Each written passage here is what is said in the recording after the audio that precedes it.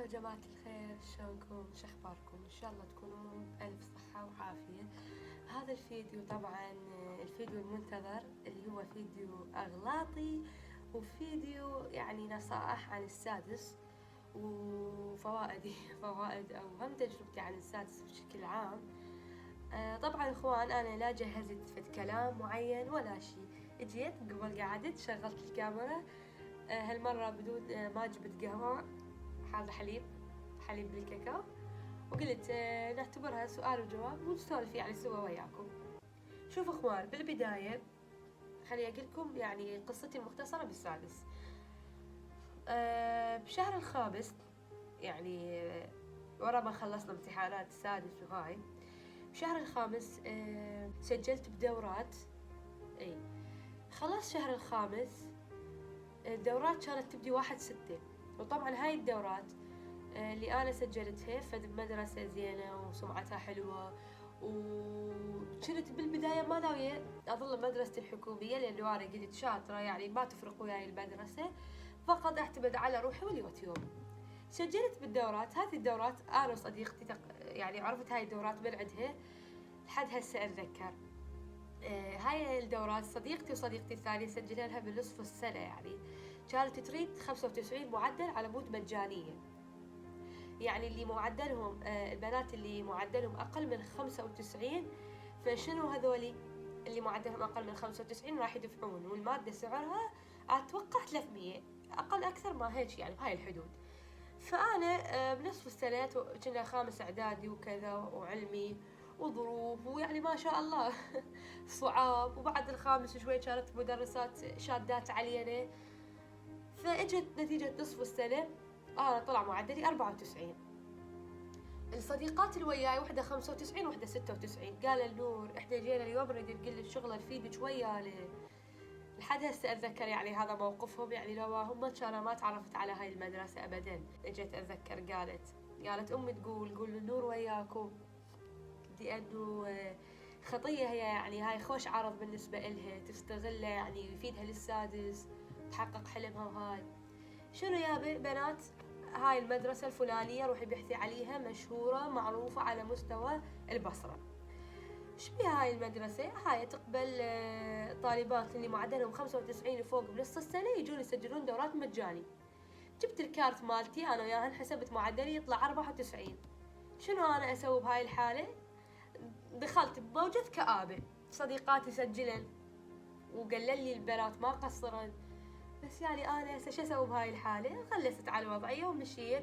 واصلا انا ما كان يعني ما كنت ادري انه اكو فد مدرسه تريد تسجل دورات ولا معدل 95 وما ادري ايش، يعني لو كان اكو فد هيك شيء كان شديت روحي اكثر بالدراسه. المهم فخلصت السنه، شفت هاي المدرسه نفسها نشرت عرض اللي جايبين احفاء ومعدلهم 95 بالسادس، يا سادس بالخامس اعدادي، هذول يجون للمدرسة هاي دوراتهم مجانية. حلو، رحت سجلت هاي الدورات. يعني تقريبا هاي القصة أنا مالتي أقاربي ما يدرون بيها. حاولت قلت شلون بالله شلون أفهمكم يا ناس. رحلتي بالسادس كانت مختصرة علي أنا وأمي وأبوي. أغلبية المقربين سواء أجداد بنات عم بنات خال ما يعرفون أي شيء أي تفصيل، كلش ردتها تصير يعني خصوصية، يعني ما حبيت واحد يتدخل له مثلا شوف فلانة وين راحت لو رجت، كلش قلت خلص سادس وراها يعني أسوي هيك فلوق أو أنا راح أحاكي. طبعا جايز اعذروني إذا تشوفون صوت شوية ما أدري شلون طالع، بس بيجوب أنفية أدري جاي أحس روحي قوة جاي أتنفس، بس لازم أسوي لكم هذا الفيديو. سجلت بهاي الدورات، مدرسة تختلف عن الحكومي، نظامها حلو. لازم كل طالبة تجيب زيها، تعرفت على بنات، عرفت الأساتذة، شفت لحد هسه أتذكر أستاذ العربي، يعني على كثر ما هو زين وشرحه كلش يعني، لحد أستاذ علي جبار لحد هسه أنا ذكراه، يعني كان دعم إيجابي وهاي. بس شنو كانت مشكلتي انه انا كنت ما ناوية اسجل اهلية ولا صديقتي، اجينا بس دورات ونطلع. مشكلتنا بالدورات على كثر ما كانوا ملتزمين وهاي، بس على كثر ما كانوا متأملين انه اكو حذوفات، احنا دفعة 24. كانوا متأملين اكو حذوفات وهيك شيء. فشنو يا جماعة الخير، شفت صديقاتي اللي بالأحياء بنات كلهم انسحبوا من الأحياء، أنا هم انسحبت من الأحياء والبقية ظليت بيهم. وهذا طبعا جزء أكبر غلط أسويه. المفروض إذا أنا انسحبت من الأحياء أبدي أدرس من العطلة. قالوا لي ابدي بيه بالمدرسة. هذا الأستاذ اللي كان يدرسنا بالأحياء بالدورات كان كلش مو زين من ناحية تسخيت، وما يطلب من الطالب حفظ. هو الأحياء إذا أنت الأستاذ أو فد المدرسة إذا ما تعطي الطالب فد واجب وتحضير وتقول له يابا قوم، يابا جاوب لي، يابا ما ادري ايش، يابا امتحانك يومي، هذا الطالب شلون يحفظه؟ هسه اقول لكم الغلط صار وين. سجلت بالدورات رياضيات اتذكر 3 افصل، بس هاي 3 افصل بالحذوفات يعني. عربي استفهام ونفي، واعتقد تقديم وتاخير. انجليزي على اساس اليونتات الاربعه الاولى ما ادري الخمسه بدون اليونت الرابع لانه حذف. صدق استفاديت، حفظت الإنشاءات وحفظت القطع. بعد شنو بس القطع مو كلها. اليونت الثاني الكورس الثاني ما درستها يعني صراحة. شنو بالله خلي أتذكر. إسلامية ماكو، عربي إنجليزي. الفيزياء كان أستاذ كلش سيء، من أقول لكم سيء يعني. هاي أنا العطلة من الشهر السادس لحد ما داومنا دوام كل شيء ما استفاديت منها بالفيزياء. أكثر شيء جذبني وسجلت بهاي المدرسة بيه هو نظامهم، وهو أستاذ بالعربي. كانت عندي مشكلة بالعربي، على كثر ما أنا كنت شاطرة وأجيب درجات وتسعير وحركات، بس بالخامس إعدادي الشهر الأول أنا رسبت بالعربي. رسبت 14 من 30 وعادت لي وجبت بيه 28 من 30 وأسئلة أصعب. بس صارت عندي فوبيا من العربي، جبتها السنة كلها أنا أشكي من العربي وارسم بيه وأعيده يلا أنجح. شنو السبب؟ اكتشفت السبب هو من المدرس، يعني المدرسة، يعني مو من الطالب لو فتشي له، هاي هي المدرسة السبب.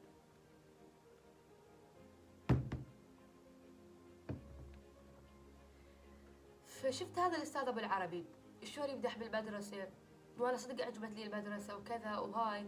وكانت أبو الرياضيات يدرس يعني لا بأس بي، بس هم ما بقتنع بي بالدورات. بس البنات لاموني وقالوا انت ما بقتنع بي، ترى هو كل زين، سجلت هاي المدرسة يعني. بدينا دوام. استقطع لكم شوي ورا يعني، لا خلينا نرجع لي ورا. ابو الكيمياء هم بالورا انا سجلت لانه كان شرحه توب. شو بدينا بدرس الكيمياء، بدينا بدرس الرياضيات، انا احس روحي كل شيء ناسيه، ولا كأنه با وحده داخله دورات ولا فد شي ولا هاي يعني، ولا جاي تداوم هاي الفتره كلها. جاي احس روحي ابدي من الصفر. الله لا يكذبني، فقد العربي من يشرح عندي معلومات واستذكرها وياه. ابو الكيمياء بديت من الصفر بس احسن يعني، كانت عندي شوي ولا وجهه نظر فاتحه الماده مقلبتها. بس قلت لكم فيزياء واحياء. الاحياء انا شنو كنت من اللي بطلت من الدورات يعني، بطلت عفت الأحياء، انسحبت من عند هاي المادة. كانت بوقت درس الأحياء أروح المدرسة هي 3 طابق ما أدري 4 أروح بأي طابق بأي صفوف فارغة أدرس أحياء. كل محاضرة أحياء أنا منسحبة منها. تخيلوا الأستاذ هذا بقى بصفه فقط 6 طالبات من أصل 50 ما أدري 40، الكل انسحب يعني كانت طريقته سيئة. ما علينا بيه، خلينا نكمل. خلصت الفصل الأول بالأحياء هاي المدة بالعطلة، ما عدا بالغير الانقسامات يعني. هاي المادة قريتها وطبعا كلش فادتني، كلش من اجيت للمدرسة انا اقراها كلش مستسهلتها يعني. ولا حد يقول لكم الأحياء مادة حفظية وابدوا بيها ببداية المدرسة وهاي.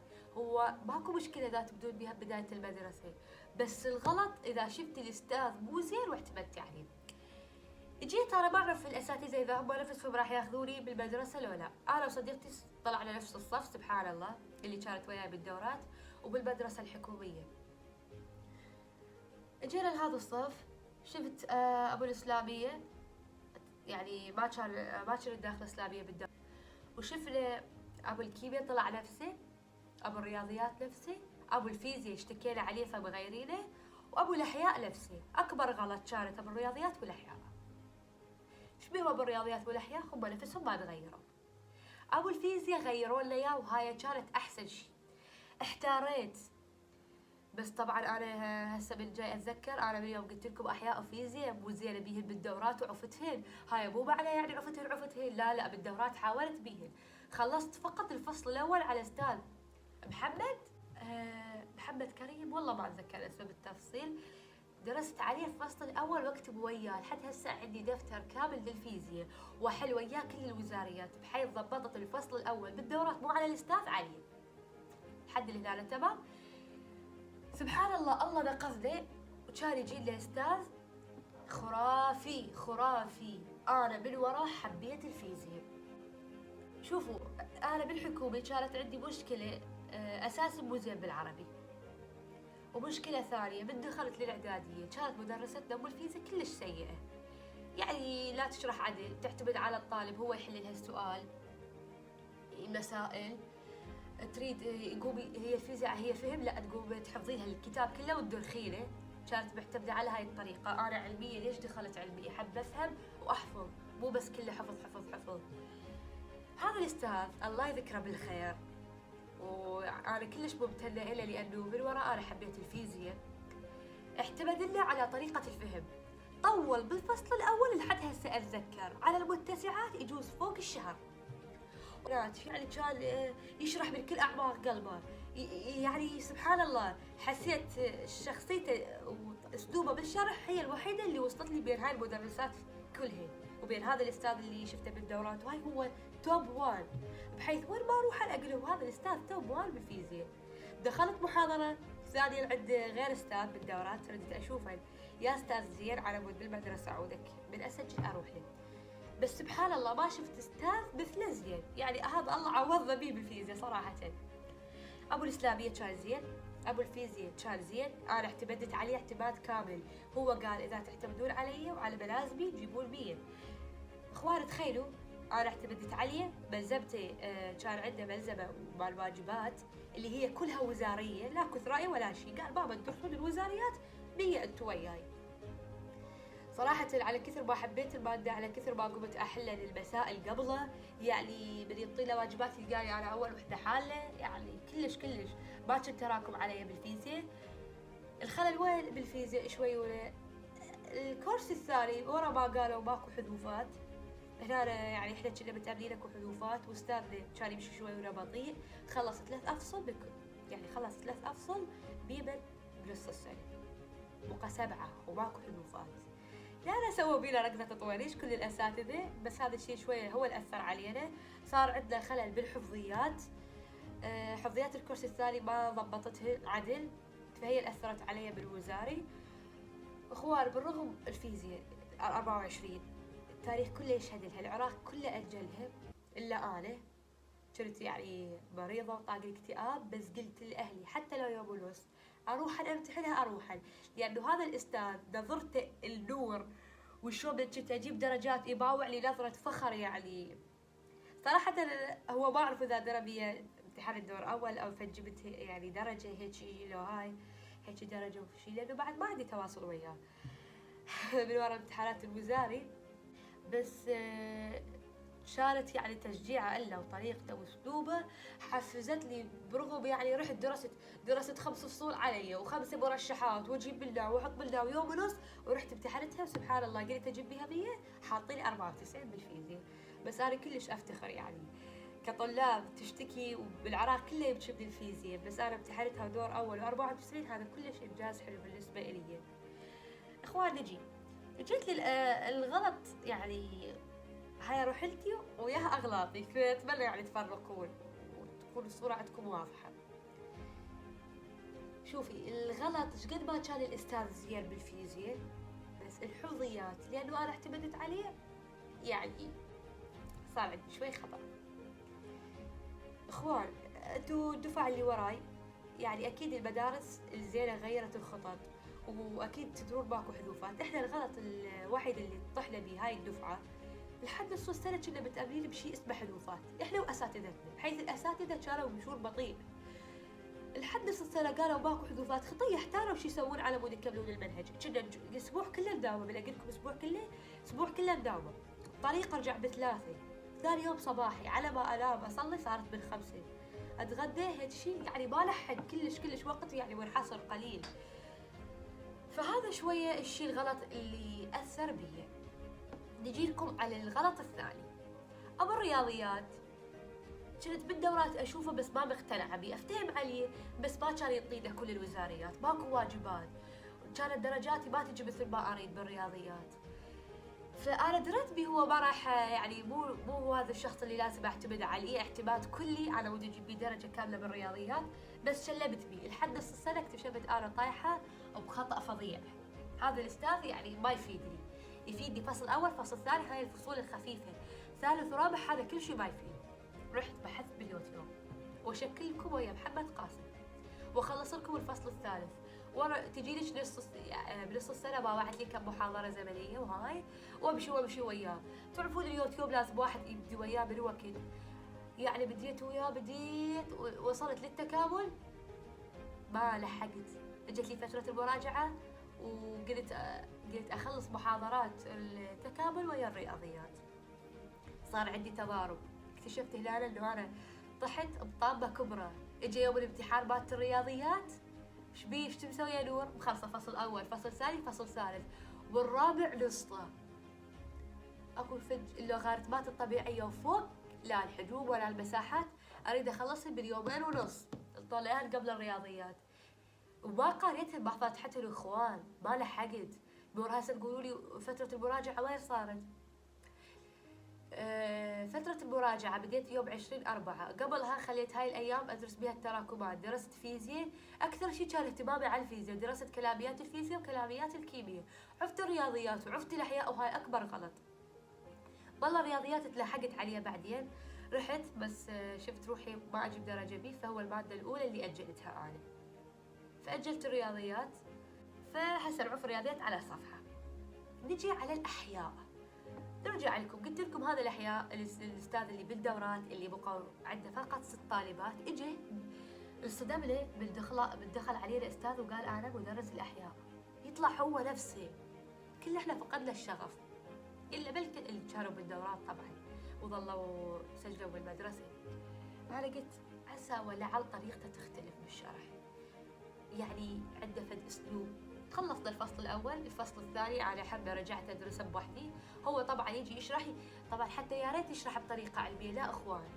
اللي تخيل هاي السبوره، هذا الاستاذ يجي يقول فقط مثلا السؤال مثلا الغشاء البلازمي، هذا الغشاء البلازمي اجى سنه 2025 السؤال الاول وبهاي الطريقه اجى عرفي ما ياتي. فقط هاي الطريقين، لا يقول لي مثلا الغشاء البلازمي بما يتركب او فد يشرحها او فد شيء ماكو. استمرينا لحد ما وصل الفصل الثالث. اخوان احنا كنا يعني ناخذ بالكورس الاول اعتقد بدينا ناخذ اضافي، فكان علينا ضغط هواي، فانا هبلت الاحياء، ركزت يعني ما كنت احفظه يعني وحفظت الفصل الاول والثاني، بس الفصل الثالث شفت روحي مفكوكه، يعني هذا الفصل الثالث خذاه قريب على نص السنه، فعفتي. يعني هو الاستاذ هذا ما يطلب تحضير ولا يطلب كويز يومي ولا شرحيات ولا شيء، وهذا اكبر غلط. يعني هو اذا اقارن بين هذا الاستاذ الاهليه وهي مدرستي بالحكومي، مدرستي بالحكومي تفوق. تجي المدرسه كانت تشرح لنا تفهمنا وتطلب امتحانات وتحضير وتقوم لنا نشرح الدرس، كلش هاي تفيد. هو يقول بابا انتم طلاب سادس، طالب سادس يريدني انا اجي اجبره واحفظه؟ اي اكيد انت تجبره وتحفظه، احنا النا دافعين فلوس. يعني صراحه انا هاي وجهه نظري. انا ضبيت روحي بالفصل الاول بالفصل الثاني، بس الثالث لانه قريب على نصف السنه ولانه بقيه الاساتذه كانوا يرقدون، فاحتاريت احفظ احياء لو ادرس كيمياء لو فيزياء لو احل المسائل لو الفيزياء اللي انا ما درستها بالعطله فقط فصل واحد. فسويت ركضه طواريج. اجت نص السنه امتحنت، بس قلت لكم غلطي واستحيف عليه عمري كله هو الاحياء، لانه اعتمدت على الاستاذ. طبعا ورا نص السنه تمرضت لي اسبوع كامل. بهذا الاسبوع الاستاذ عايف الفصل الرابع بادي بالوراثه. زين اوكي هو بدا بالوراثه، انا هنا مريضه. بهذا الاسبوع كله لقيته مخلص نص الوراثه، زين ارجع اقول له يعيد لي يشرح لي ماكو. رحت على اليوتيوب، طبعا طلعت فد استاذ مشهور ما نذكر اسمه، بس هذا الأستاذ شفته يشرح بالتدقيق وأنا ما عندي وقت، يا دوب عندي أتلاحق روحي بهاي الفترة الشهر ونص أدرس التراكمات، لو أدرس هاي الركضة التطويرية جاي يسوونها الأساتذة على مود يلحقون يكملون، لأنه حقهم أنا ما ألومهم، هو منهج ضخم، بس صراحة هاي كلش أثرت بيني. نومك أنا ما ناوية أأجل ولا مادة، فهذا الشيء الغلط الأكبر، ولا أهلي يرضون، وأنا دائما آخذ رأيهم يعني وجهة نظرهم خصوصي أمي. ورحت امتحنت الأحياء والحساسة شوية شوية أرجع أجيكم بالأحداث. بالنسبة للأحياء بالمراجعة ايش سويت؟ قلت أدرس ما راح أخلي له فترة الشهر ونص، هاي 40 يوم وقت للأحياء، أخليه عطلة العيد 10 أيام أعتقد، ما أدري 9، شو أخلي أسبوع للأحياء. أنا دارسة الأول والثاني، والثالث دارسة جزء من عنده يعني، وعساني ما دارسة الثالث لأن كل شيء ما أتذكر منه. اي شنو قلت لكم؟ عطلة العيد ادرس بيها الاحياء واكمل بيها التكامل مالت الرياضيات.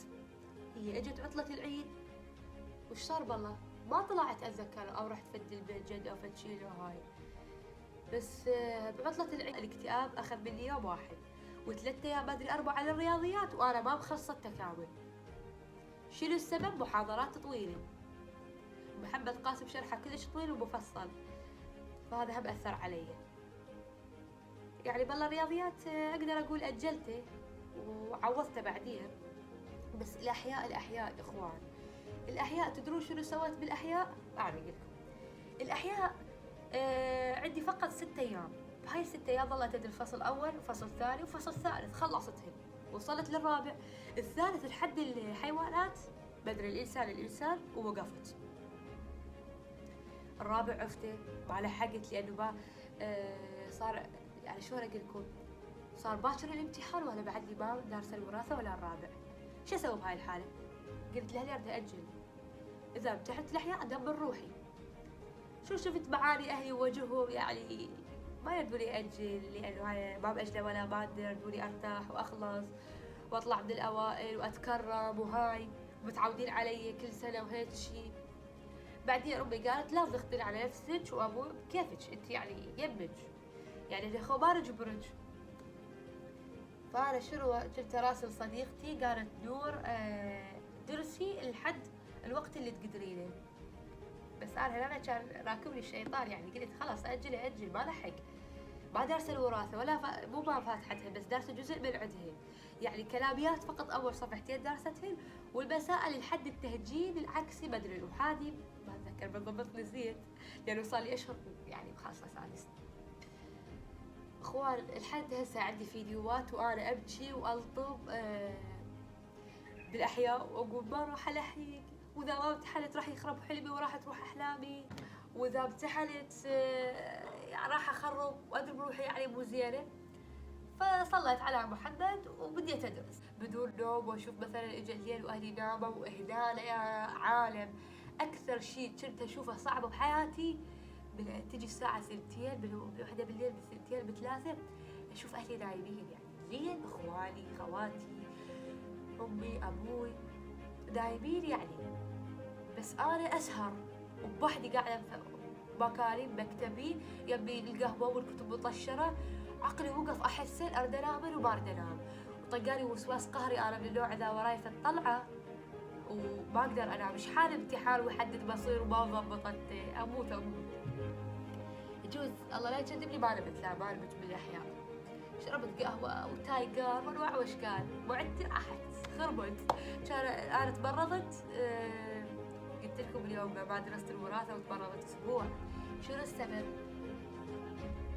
هذا الفيديو صار كلش طويل اخوان شلون راح اختصره ما ادري.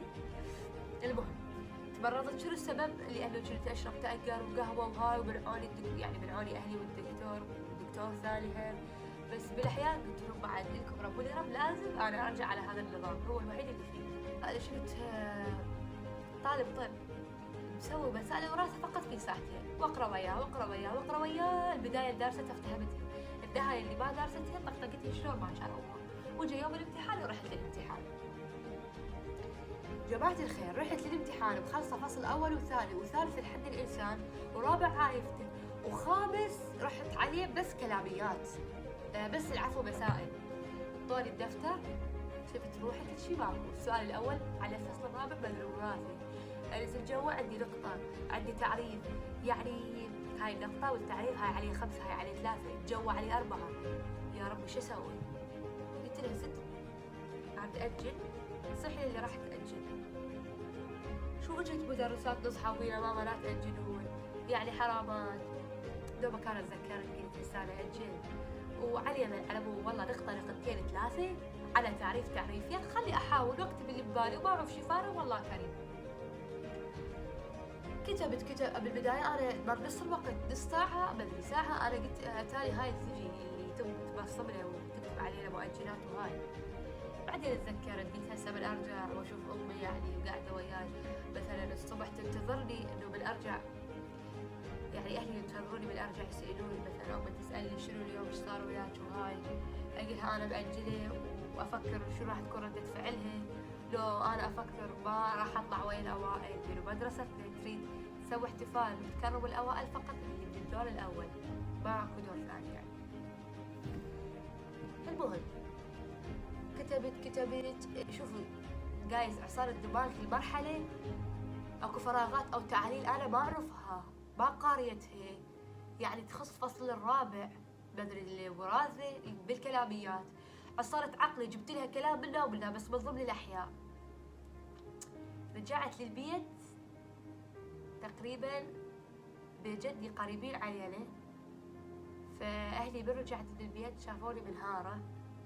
رجعت قلت لهم أنا من وراكم امتحنت الأحياء راح يدمر لي، راح يكسر معدلي، وما راح امتحن أي مادة، وراح أجل الرياضيات وراح أجل اللي وراها. اخوان سبحان الله عبالك حيل وطقتني. امتحنت الإسلامية، امتحنت الإنجليزي وقلت أجله وامتحنته وكانت أسئلة ماي للإنجليزي يعني. ورا الإنجليزي العربي كانت عندي جزء فرعين، يعني حسبت العربي أجيب بيه 97 96 أقل شيء. اخواني يعني كانوا يسألوني انت مأجلة؟ اقول لهم لا لا لا. وصلت الرابع مادة اللي هي الأحياء اللي هي ورا عطلة العيد خربت علي كل شيء، انقلبت موازيني. كانت اتذكر ابو خالتي يابا روحي امتحني يابا لا تأجلي الرياضيات. قلت لهم يابا هذا رياضيات ما لها حقها ما مضبط التكامل، وبعد نفسيتي ما تسمح انا انهاريت.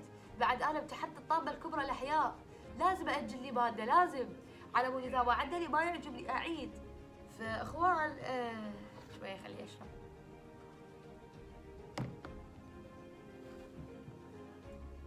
فاخوان تحب بالله حكاية راح النص اليوم الاولاني وانا ما دارسة رياضيات.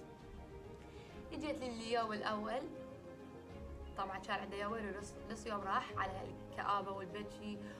اكثر شيء تأثرت به باليوم نشروا الاجوبة النموذجية للاحياء وحليتها، وبالحساب الدرجة تطلع بال80. انا تخبطت قلت هلا وراح المعدل. ايش سويت بروحي انا؟ على ابو فصلين يخرب علي معدل وحلم سنين. يعني اخواني هسه انا احكي لكم بس الله يعني جاي اعيش شعور كل لحظة. ايش قد ما اقول صعب قليل من انت تشوف حلمك جاي ينهار قدامك على مو مادة لو فصل لو فصلين. كنت ادرس رياضيات قعدت من الصبح وكذا ما خلصت لكم الرياضيات، رحت على الرياضيات اغمى علي. قلت لها ست راح اجل، وهذا احسن شيء سويته طبعا.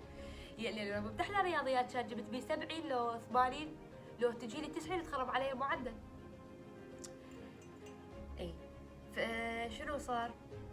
اجلت الرياضيات، شفت امي ضاجت، ابويا لها على اساس بعدين سمعت انه قايلين لها نور اجلت الرياضيات وراح اجيبها وكلش مكتئبه لا تحاكي لي.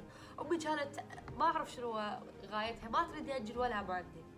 والله انا غايتي على مود اطلع من الاوائل، بس امي تقول اريدك تخلصين وترتاحين لان السادس يعني راح يقضي عليك، يعني لا صحه بقت لا وزن بقى لا شكل ولا حبوب، يعني كلش اندهورت. بس الحمد لله هسه جايه استرجع صحتي وعافيتي ان شاء الله تدريجيا. وين وصلت؟ اجلت الرياضيات، اجينا على يوم الكيمياء. مو اجلت الرياضيات؟ قال ابوي بعد تاجلين الكيمياء والفيزياء براحتك، بس اجليهم احسن الك، على مود وياها الدور الثالث يصير لكم 3 مواد. اخوان انا عبالكم اجلت مرتاحه يا يابا. لو مثلا برحت الاحياء يا ناس يعني تاثيرها سبحان الله، صدق لو قالوا لا تخلي ماده تاثر على ماده، انا هاي الماده الاحياء دمر المواد الباقيه اللي وراه. ظليت يا ناس يا جماعه مكتئبه اكتئاب سادة علي الغرفه. بيوم الكيمياء اشوف استاذنا صديقاتي والطالبات وهاي. يوم الكيمياء انا قلت له راح اجل الكيمياء واذا هاي افتح لي الفيزياء اشوف وضعي. غير اجلت الكيمياء المفروض بايام الكيمياء هاي اليومين ادرس فيزياء، لا قفله علي الباب والله اسمع قصائد وحزن وكآبه وبكي وبكي. اتذكر لحد هسه اهلي احتاروا شنو يسووا لي، بس يجوز هسه بالاصفل ما ادري صدق احتاروا يعني.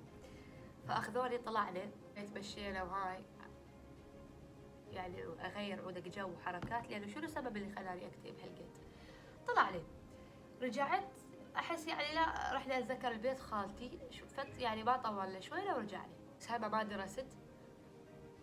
وللاسف يوم الكيمياء الدور الاول طالب صديقاتي وكلها تقول نور فاتتك، واشوف الصبح بيوم الكيمياء نشروا اسهل اسئله على مر العالم. كل صديقاتي يقولون الحدث اتذكر صديقتي نور الزهراء قالت نور والله انت اكبر غلط سويتيه ما رحتي امتحنتي الكيمياء، لو رايحه كانت جبتي بيها 100. ما ادري انا شنو بوقتها كنت احس، مشاعر مو لا مبالاه بس حزن حزن حزن. دخلت روحي بدوامه لا بيها ولا عليها. والغلط وين؟ بالاحياء. من شفت روحي ما مضبطت ليش رحت وامتحنت؟ بعد هذا قدر الله ما شاء فعل. بس اخوان لا تمشون على هذا المبدا، المواد لازم اخلص الدور اول. انا لو يرجع بي الزمن اي ماده اشوفها قبالي صعبه ااجلها. المعدل يستحق ترى والله يستحق. يعني هسه اقول لكم صادف نص يوم، هذا النص يوم عبالش وحده بمتحنه كيمياء ما درست بالايام اللي قبله، درست نص يوم واليوم الثاني يعني يوم ونص خليت للفيزياء. قاعدة ادرس بالله ورشحات بالله، وهذا واحد اسمه قدم لله صغير نشر ورشحات. صديقتي قالت هاي تجي من عندها، درست عليها الفصل العاشر والتاسع. طبعا الفيزياء انا شفت مخلصتها ومراجعتها بس ناسيتها، كنت دارستها كلها. بس عندي خلل بكلاميات الكورس الثاني. شنو خللي بكلاميات الكورس الثاني؟ انه قلت لكم ظلوا يسوون بنا نقطة طواريج. فاي اخوان رحت امتحنت الفيزياء واحل والسؤال الاول وبوع لك كل ساعه بدأت تنسحب ومأجله وقت المراقبه على راسي قالت ها بتردين تأجلين؟ قلت لها لا انا مصره اريد اعوض الرياضيات والكيمياء بالفيزياء. سؤاله بالربط. السؤال الاول طبعا اكو سؤال الاثرائيات، السؤال الاول بالربط اللي العراق كله يدق عليه انا حليته شلون ما ادري وما طول وياي نص ساعه. الاساتذه والعالم كله يقول ساعه، بس دل على شيء فدل انه انا دارس الفصل الاول زين وفرمتت تفرمت صدق، لانه يعني من الدورات على 3 اساتذه تقريبا وزاريتها كلها حلتها. باقي لكم ما واجهت صعوبه بالسؤال الاول لانه شوفوا مختلط ومجهول، يعني شويه صعب كان، بس اللي يحط عقله بيه واللي فاهم عدل يحله. بس انا اقول لكم ال6 درجات اللي لحد هسه اصفر وين راحت؟ اعتقد على الكلاميات. اجا ابوي على ياخذني من الامتحان شافني اضحك انصدم، اول مره اضحك من الامتحان. قال شو اخبار الامتحان؟ قلت له زين الحمد لله. قلت له بس كلها اجلت خطيه هنا. أنا ابوي واهلي قالوا كان ما اجلتي خاف تطلعين ما مجاوبه، لو درجات تطلع درجتك بيه مو زينه لانه مبين صعب العالم كلها اجلته. طبعا شوفوا اهلي كانوا ما يرضون اجلها هسه ما يقولون ما انزلتي. قلت له لا انا الفيزياء احبها واستاذنا يعني درسنا اياها عدل وزين واريد افرحه اجيب بيها درجه كامله. والله هاي حكايتي اتذكر قلتها لاهلي. رجعنا للبيت امي تطلع لي الاجوبه مالت الفيزياء، قلت لها لا تراويلي يا امي لا تراويلي يا حبيبتي لا تراويلي. اذا هي امي ما تتدخل بالاجوبه ولا مره وتقولي دائما عوفي الاجوبه على الله. بس الفيزياء بدري اياها ناشرها قبالها قالت تعالي يا ستي بامتحنين الماده الصعبه والسهل اجلتيه. والله شوفي اجوبتك اريد اشوف شنو مجاوبه انتي. بس باوعت على اول سؤال اللي هو الربط المختلط. شفت خطواتي مثله، قلت الحمد لله. طبعا عندي كلاميات بالكورس الثاني، اتذكر اكو تعريف الماديه مدري ايش، الاشعه السينيه مدري الماديه، اي هذا بالفصل الثاني. شنو هو؟ تذكرت نص التعريف ونص راح على بالي، وفراغ تذكرت نص الفراغ ونص راح على بالي، فاعتقد ال6 درجات راحت عليهم. انا راجعه من البيت قلت هاي الفيزياء 100، لانه ما حد ممتحن، العراق كله مأجلها وانا امتحنتها. يعني حتى لو عندي فراغ، لو بفد كلمتين غلط ما يحاسبوني عليهم، بس سبحان الله جت 94. اخوان بيوم النتائج، انا قبل لا استلم النتائج بيومين ابكي ومنهارة، ولا بقى دعاء ولا بقى صلاة ولا بقت يا الله يا الله. هذا مكتبي وهاي قعدتي وهذا الايباد وهذا مكاني. بالفيديو السابق كنت حاطت لكم صور، اذا هاي احط لكم اياها. خطية اهلي يطلعون وياي ينتظرون، اخواني يصورون، حركات وبركات. اي لحد ما تجي درجاتي قلت لهم طلعت، بس هذا الحكي امي تفرق بيه. ارجف عبالش رايحه للموت، شلون ما بهذيك اللحظه سبحان الله على شوي كان متت والله العلي العظيم من القلق والتوتر. ارجف خايفه متوتره. كنت حاطه ببالي سمعوا قلت لامي اذا معدلي ما اجي اقل من 96 اعيد السنه. ايش قد اقل من 96؟ قلت لهم اي حمله نتائج يا الله، على اساس احنا عندك خاص كل واحد يدزوله برساله. شو انا انتظرت الرساله ماكو، اخر شيء سووه البي دي اف، وابحث على اسمي وابحث وتطلع نور. طبعا انا مجموعتي كلها بحرف الال فكلها النورات، وباوع 78 واصرخ لا، واعقط الايباد شلون ما انكسر وارجف. قلت له 78 والله العلي العظيم.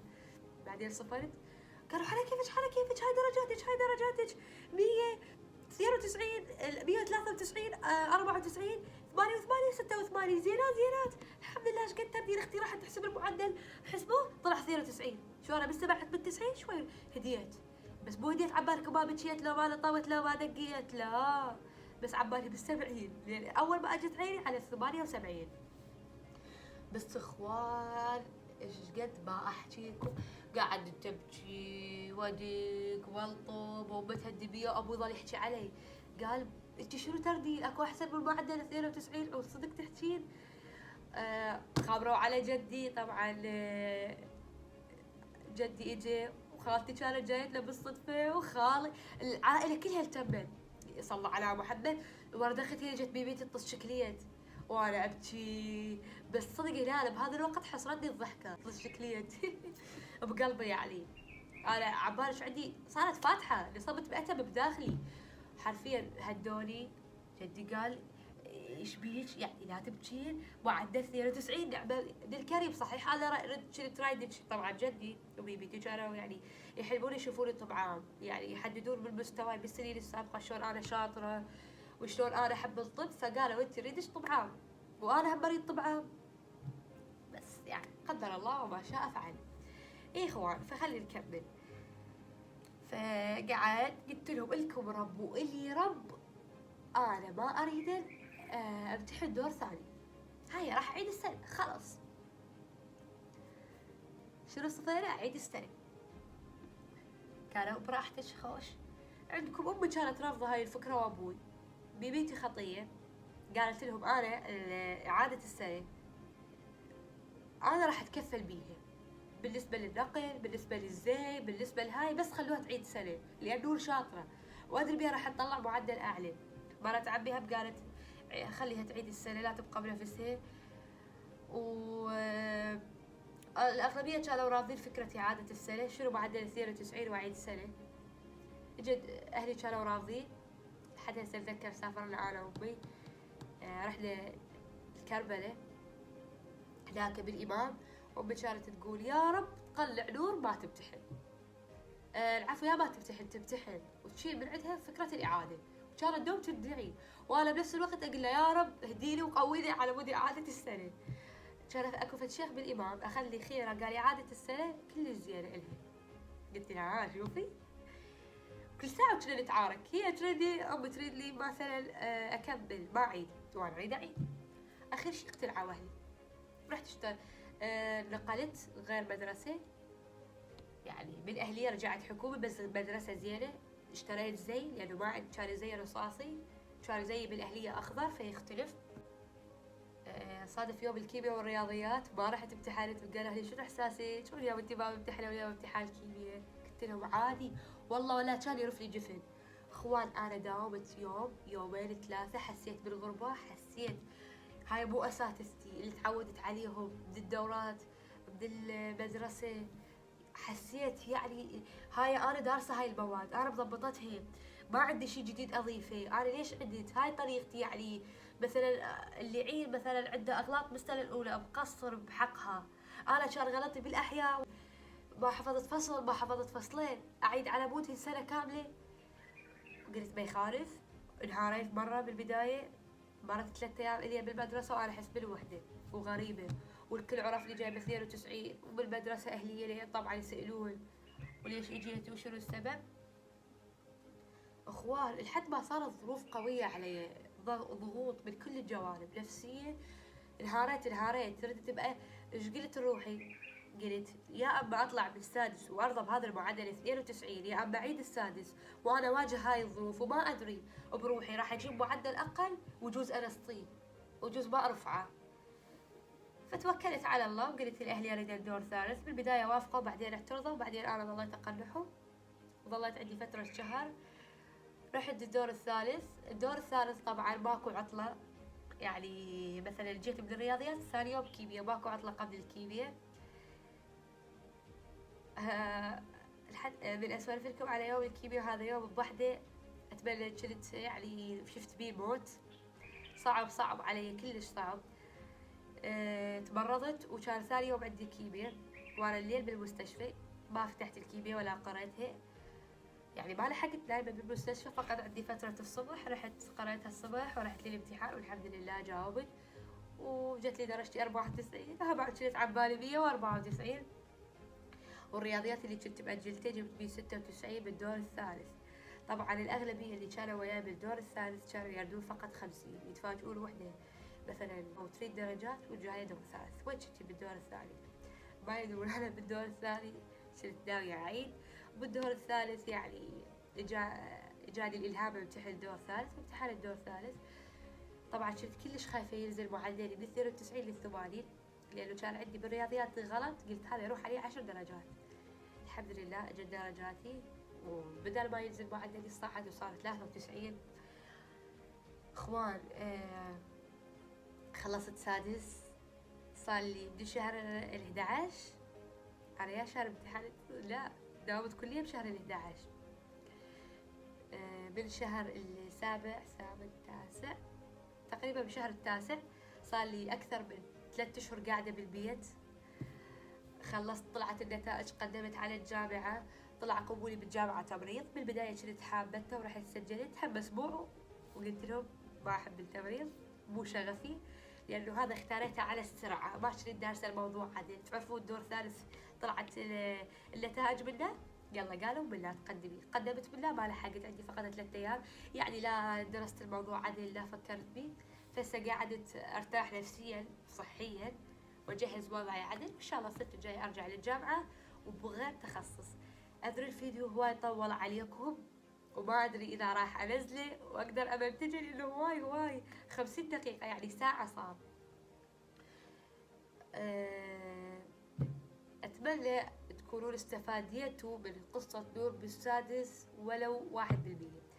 اخوان انا القلق كان مسيطر علي، الخوف النفسيه، بس مع ذلك كنت اطيح يوم واقوم 10، اطيح 3 ايام اسبوع اقوم شهر. يعني ما كنت يعني شلون اقول لكم، مثلا افشل مره بس اقوم احاول، ولحد هسه انا يعني ايش قد اكتئبت ورا النتيجه وايش قد انصدمت وبكيت، وجوز مرات هسه بيني وبين نفسي اصفر وانقهر بما انه انا ما حققت حلمي، بس ارجع واقول الحمد لله على كل حال، هاي اراده الله، يجوز الله ضام لي شيء يعني بعدين راح يناسب شخصيتي يناسب تفكيري. وبعدين راح أقول شكرا لك يا ربي، لأنه هذا الشيء الصحيح وهذا المكان الصحيح اللي أنا من زمان مفروض بيه. بس اللي هنا نكون وصلنا لنهاية الفيديو. أتمنى يكون الفيديو عجبكم. إن شاء الله الفيديو جاي راح يكون عن الجامعة بالضبط، أو ما أعرف صراحة. إذا عجبكم الفيديو لا تنسون الاشتراك بالقناة وتفعيل زر الجرس، ومع